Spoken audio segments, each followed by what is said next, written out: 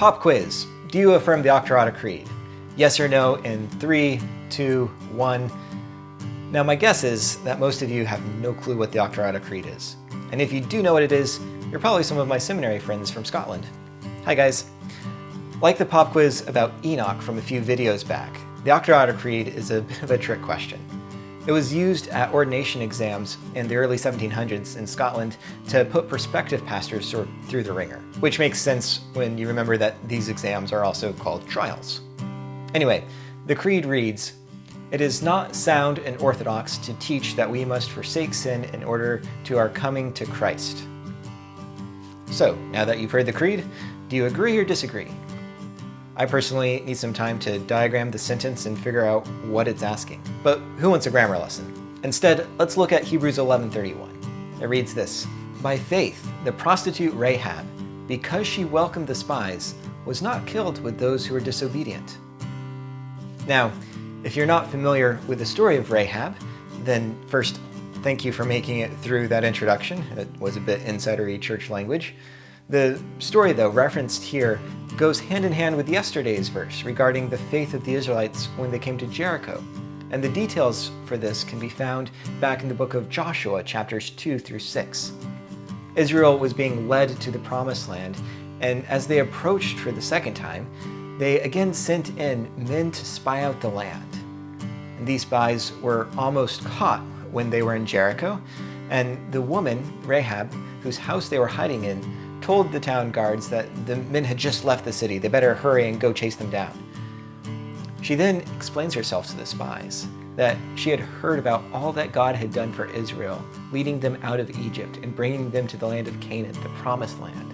She says in Joshua 2, verse 11, "When we heard of it, our hearts melted in fear, and everyone's courage failed because of you.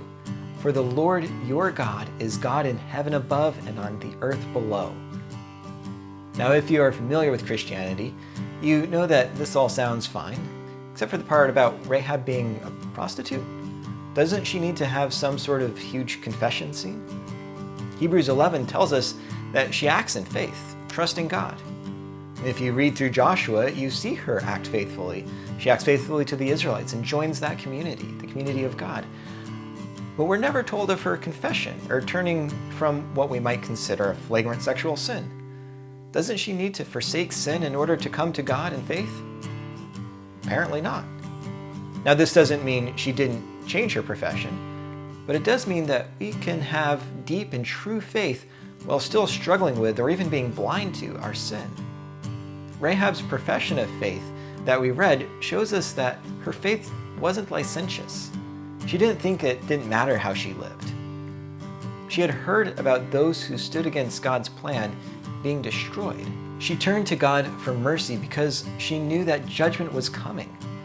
She had faith that God would be merciful, even if she didn't know all the laws and rules and how her very profession went against the way God calls people to live.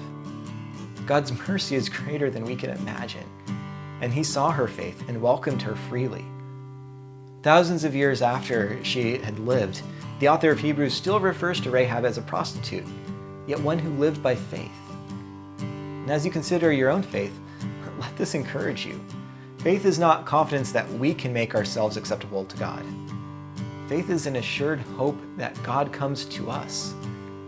Take time to refocus your faith on Jesus and His restoring work this Advent season. As we've seen elsewhere, it does take work to live and walk by faith. But we need to remember that God is doing the work, and He does it with us.